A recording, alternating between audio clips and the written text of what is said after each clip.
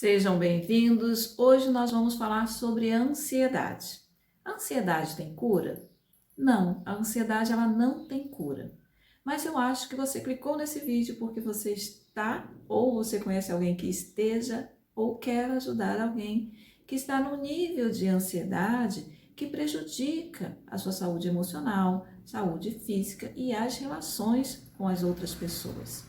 Aí sim, desse nível de ansiedade, é possível a gente sair e ir para um nível de ansiedade no qual a gente se sinta mais confortável. Então, nós vamos tratar aqui de até que ponto o nível de ansiedade é uma experiência psíquica favorável e a partir de que momento ela passa a ser prejudicial. Quais os sintomas desse nível de ansiedade prejudicial para que você se perceba, se reconheça em algum deles e se você se reconhecer que você possa buscar uma ajuda.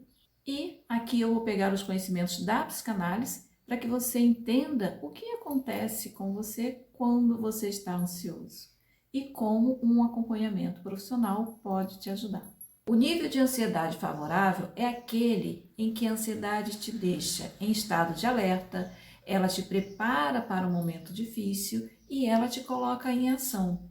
Como assim, Nilde? Suponhamos que você tem uma entrevista de emprego. É normal que você fique ansioso, que você fique ansiosa, porque ali está em jogo a tua vida profissional, bem como a sua vida financeira. A partir daquela entrevista, ou você tem um novo emprego, ou você vai ficar mais um tempo em busca de uma oportunidade de trabalho. E aí está atrelada a sua questão financeira e outras questões importantes para a sua vida.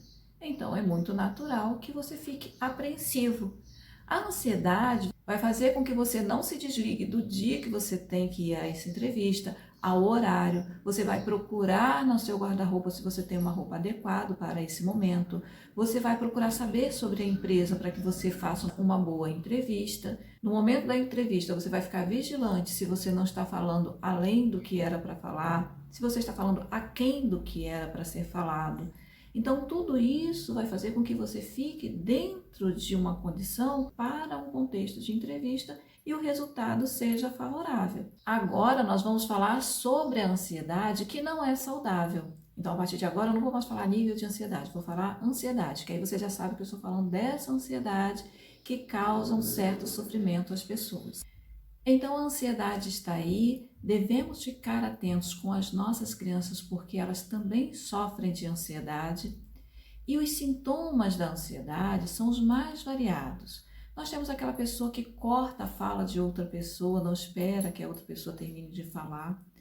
Você tem o sono que às vezes não é de boa qualidade e tem aqueles sintomas que você tem um mal-estar tão grande que você acha que vai morrer. Apesar da variedade de sintomas, a gente pode dividi-los em dois grandes grupos. Aqueles que estão para os sintomas que aparecem no corpo e aqueles sintomas que aparecem pelos aspectos psíquicos. No corpo, a ansiedade pode se manifestar por meio de muito suor, a pessoa que transpira muito, sua inclusive a palma das mãos.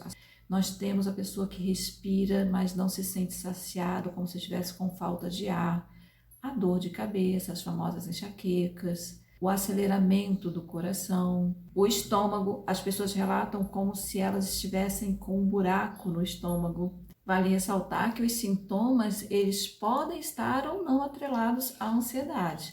Então, o sintoma por si só não quer dizer que seja ansiedade. Às vezes, uma dor no estômago é sim algum problema gástrico. O aceleramento do coração pode sim ser um problema cardíaco. Por isso que é sempre bom procurar um médico. Mas, se você tem ansiedade, você é passivo de sentir esses sintomas. Então, esse conjunto de sintomas vão afetar a sua rotina. Por isso que é prejudicial. O sono, por exemplo, você pode ter um sono de má qualidade e no dia seguinte perder horas de trabalhar. Você pode dormir demais, nem sempre dormir muito é sinal de relaxamento, pode ser um sintoma de ansiedade. O apetite também tem relação com a ansiedade. Tem pessoas que comem muito quando estão ansiosas, outras que perdem totalmente o apetite e há aquelas pessoas que num determinado momento não sentem fome alguma e em outro momento vem uma fome fora do comum e aí ela come muito. isso com certeza vai afetar a saúde física. Outra consequência da ansiedade é afetar as relações, inclusive as relações amorosas.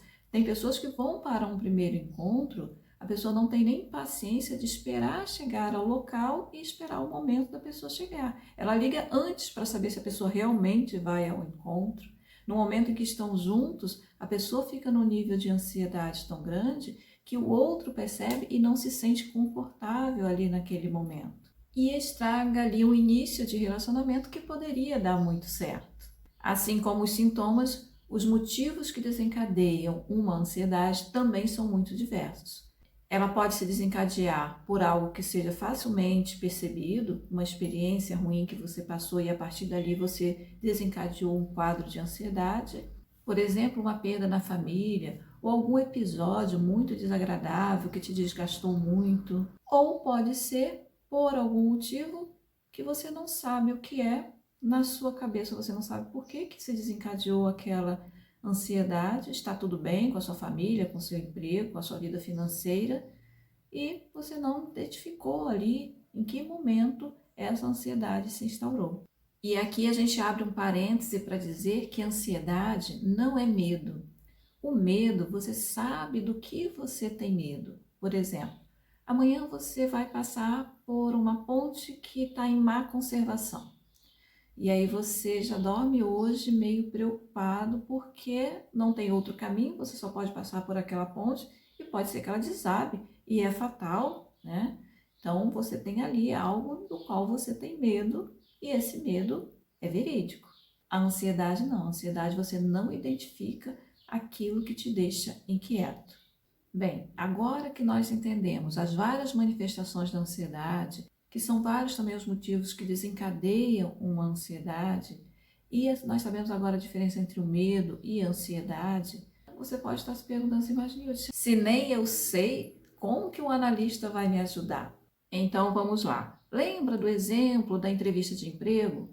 Apesar de você estar ansioso, você conseguiu fazer a entrevista, às vezes teve até um bom resultado, ficou satisfeito, ou então não teve o resultado que você esperava, mas você partiu para uma nova entrevista, num outro momento, numa outra empresa, percebe que enquanto ela está naquele nível saudável, você está no controle, você está no comando das suas ações, das suas decisões. Quando você perde esse controle, e agora o que eu me propus lá no início do vídeo foi falar na perspectiva da psicanálise, a psicanálise vai trabalhar com a ideia de que você perdeu o protagonismo.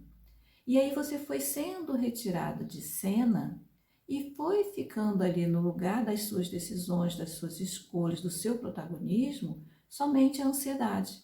A ansiedade agora é que vai ditar como que você fala, o que você pensa, como você escolhe, como você se comporta. Você é totalmente dominado pela ansiedade. E a análise vai ser o espaço em que paciente e analista vão buscar, por meio do que o paciente traz, em que momento esse paciente foi retirado de cena e vai buscar novamente o protagonismo desse paciente.